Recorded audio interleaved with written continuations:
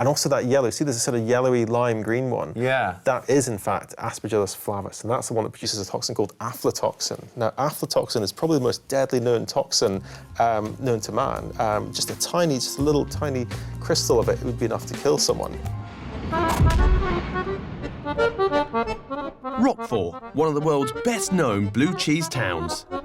Local guide Frederick eats it regularly. This whole area of this town of Roquefort, there's a whole industry built on mould in cheese. Yeah. Which is safe to eat. Apparently. We haven't died yet. Here we are. Capital of mouldy cheese. Yes.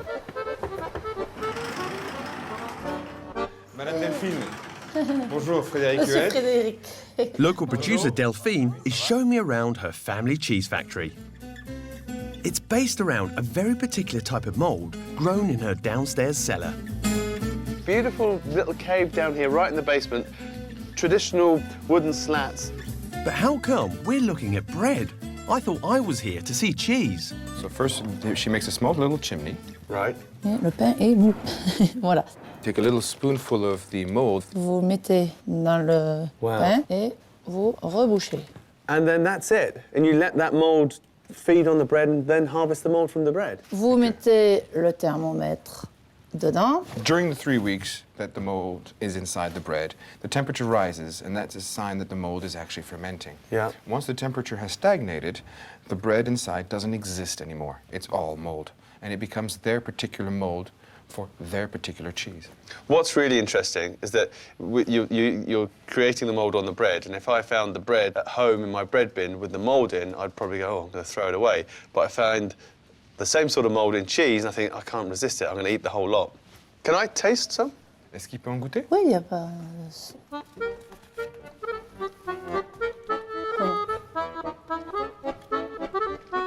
Yeah, I'd much prefer to eat the cheese.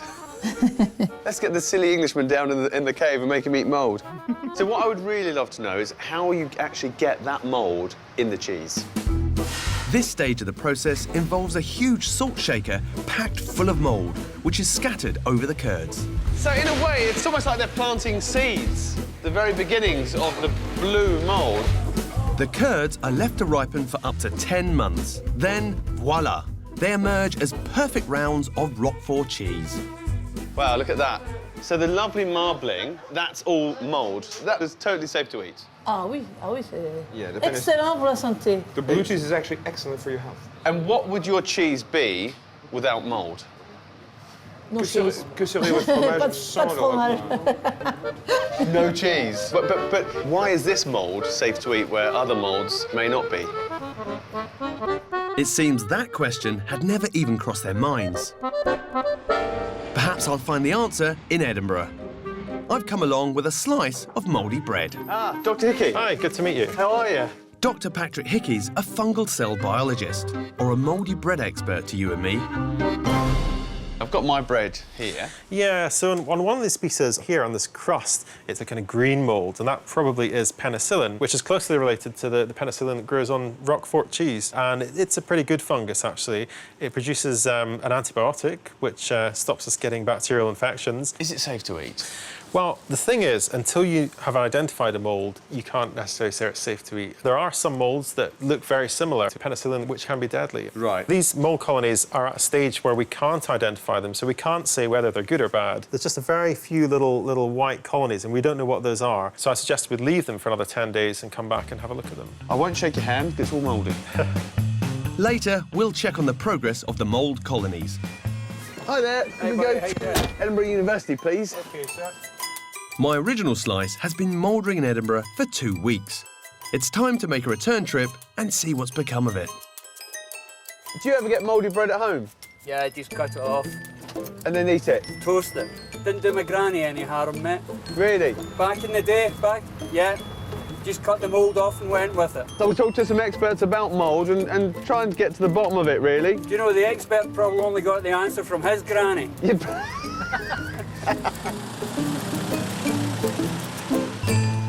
Ah, Dr. Hickey. Ah, welcome back, Jimmy. Good to see you. Yep, come on in. Right, now, last time I saw you, I left you with some of my bread, and I wanted to find out what kind of mould was growing on it and if it would be safe to eat. So what have you found out? Wow, there's been a dramatic change in your bread. Would you like to have a look at it? Let's have a little look, yeah. You can initially see these 2 or 3 little green spots of penicillium. Yeah. It's the same kind of mould that grows on Roquefort cheese, so you probably would have been fine there. But another fungus is coming in on the right, and this is another very common bread mould, and it pretty much takes over the entire thing. Oh, look at that.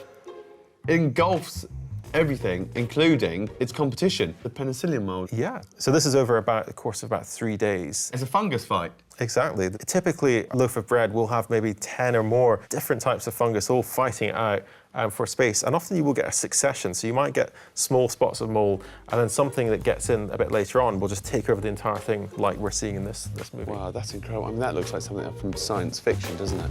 They may look nasty, but the fungus on these slices isn't going to kill you. But hang on before you take a nibble. Those benign bread moulds can quickly make way for something much more dangerous. I've got an example here of some bread that's very thoroughly rotten with lots of different types of mould competing on it. Now, you can see the green patches there are our friendly penicillium, but there's some black stuff. Now, that's a fungus called aspergillus, and that's one of the ones that produce these toxins. So if you see any black mould on your bread, black mould's not good. Definitely throw it out, try not to create dust with it.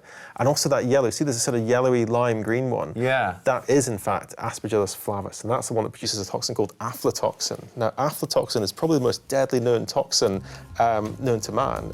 Just a little tiny crystal of it would be enough to kill someone. This family of mould is actually pretty common. If you leave your bread out long enough, one of them could make an appearance. that's insane to think that just on a humble slice of bread, there could be an array of moulds, some of which could be super deadly to humans. Yeah, and that's why it's not a good idea to eat bread which you don't know what's growing on it. Safest thing to do would be to chuck it in the bin. Right, will do. Thanks a lot.